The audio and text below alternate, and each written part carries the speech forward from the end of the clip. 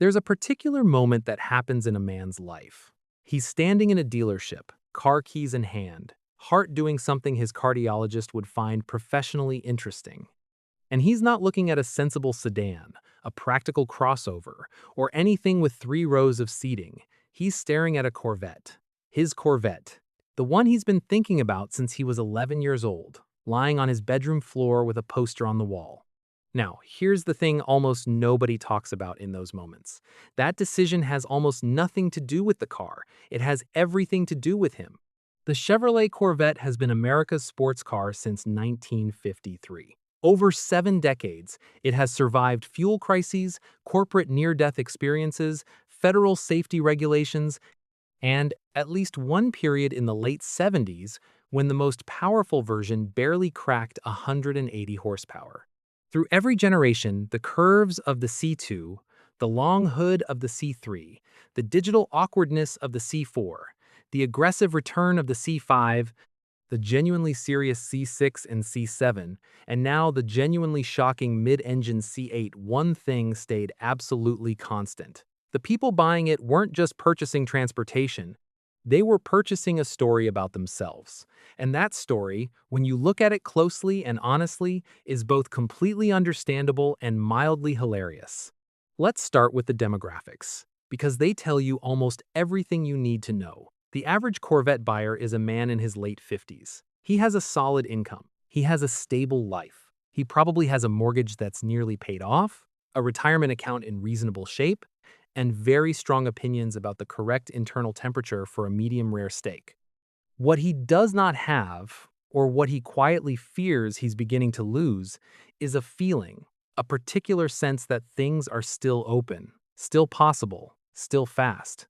The Corvette doesn't just fill a garage space. It fills a psychological gap. And the people who sell Corvettes have understood this quietly for a very long time. There's a name for what's actually happening here, and we'll come back to it. But first, consider something specific. Picture a man, call him Dave, who test drove a Stingray on a Tuesday afternoon between a dentist appointment and picking up dry cleaning. He drove it exactly 4 miles, mostly through suburban intersections at 35 miles per hour. He felt like he was piloting something that was barely street legal. His hands were slightly damp on the wheel. The salesperson, who was very good at his job, said almost nothing during the drive. Dave bought the car that same afternoon. He has since driven it to approximately 6 cars and coffee events, 3 grocery store runs, and one genuinely unfortunate encounter with a parking garage entrance that turned out to be 3 inches lower than advertised. Dave is not unusual. Dave is, in many ways, the Corvette buyer in his most concentrated and honest form. The psychological engine underneath all of this is something researchers call identity-based purchasing. The idea, which has been well documented in consumer behavior studies, is that people don't really buy products. They buy versions of themselves. Every significant purchase is simultaneously a statement about who you are and who you want to be seen as.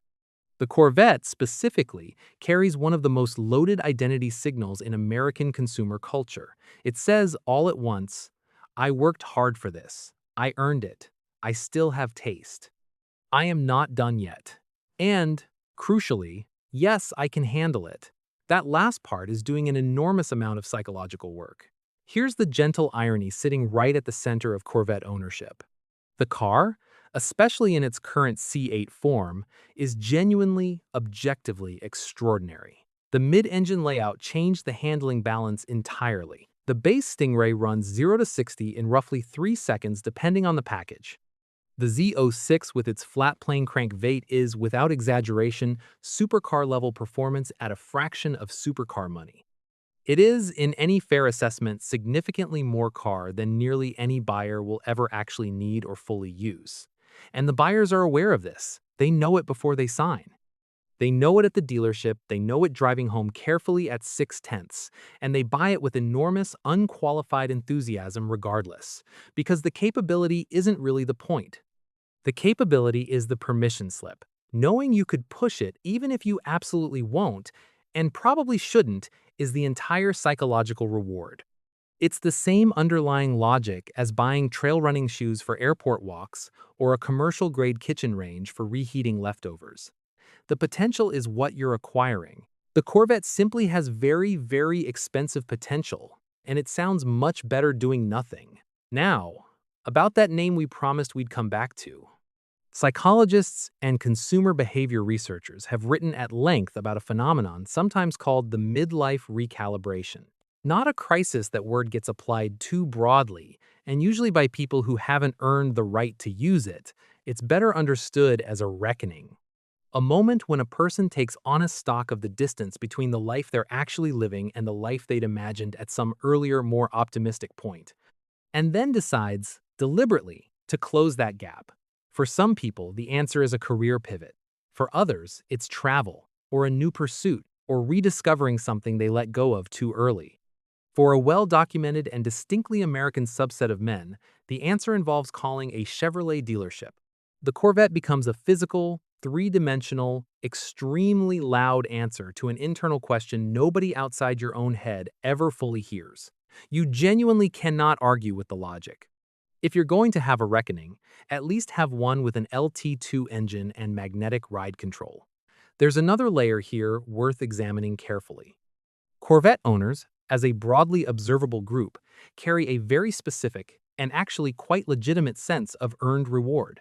These are not impulsive people, as a rule. They are people who made responsible choices across long careers, absorbed frustrations professionally, deferred gratification strategically, and arrived at a point where they believe with reasonable justification that they deserve something that finally feels extraordinary. The Corvette exists precisely at the intersection of aspiration and arrival. It is what you get yourself when the responsible decades are largely behind you and a little joy feels overdue.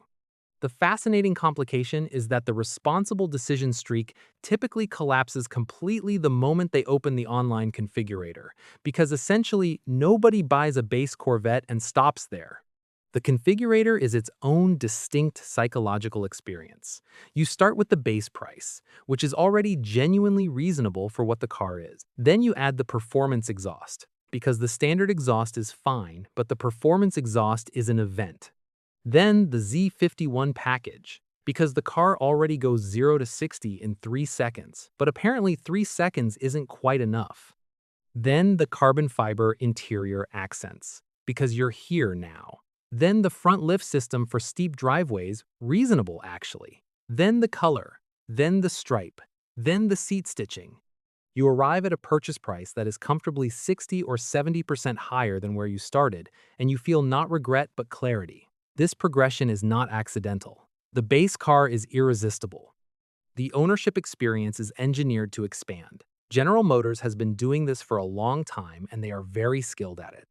Let's spend a moment on the social dimension, because it shapes Corvette ownership in ways most owners wouldn't immediately volunteer. Corvette owners are tribal in a way few car cultures genuinely replicate. The owners' clubs, the regional rallies, the online forums with their elaborate unwritten protocols, the weekend gatherings at diners and parking lots and racetracks, all of it creates a social infrastructure that functions like membership. You buy the car and you inherit the community. There are hand waves exchanged between drivers at intersections. There are entire events built around parking in a field together and discussing cars you already own in significant detail. This is not incidental to Corvette culture, it is central to it. The car is the credential. The community is the actual reward. Modern life for many men in their 50s and 60s offers fewer and fewer low-stakes, high-connection social contexts. The Corvette community provides one. And threading through all of that community is the validation loop, which nobody talks about directly, but everyone understands. People turn and look at the car. They always do. Even people who claim total indifference to automobiles register a Corvette passing on a street.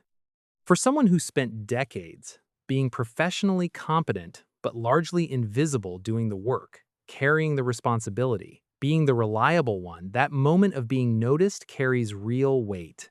The Corvette creates presence. It converts an ordinary Tuesday into something at least slightly remarkable. Here's the quiet truth at the center of all of it. None of what we've described is particularly rational. and every single part of it makes complete human sense. People have always used objects to communicate their identity and mark their position in the world. Armor, horses, carriages, timepieces, houses. Every era has its version of the statement object. The specific form changes. The underlying need is ancient and consistent. The man buying a Corvette at 58 is doing something humans have done across every culture and century, choosing a symbol that reflects the self-image he needs to reinforce at a moment when reinforcement matters. The Corvette happens to be unusually good at serving that function. It is fast in a way that still surprises people. It is genuinely attractive. It carries decades of American cultural history without being trapped by nostalgia. It costs enough to signal significance without requiring the kind of money that would actually be irresponsible. It's an achievable symbol, which is precisely why it works. So the next time you see one parked carefully at a car show, possibly occupying a space and a half, possibly wearing a cover indoors, try not to be too knowing about it. What you're actually looking at is a person who decided, at some specific point in his life, that he was finished waiting for permission. He stopped renting his dream and purchased it with a cashier's check and a trade-in. And whatever you think about the practicality of that decision, there's something real inside it worth acknowledging.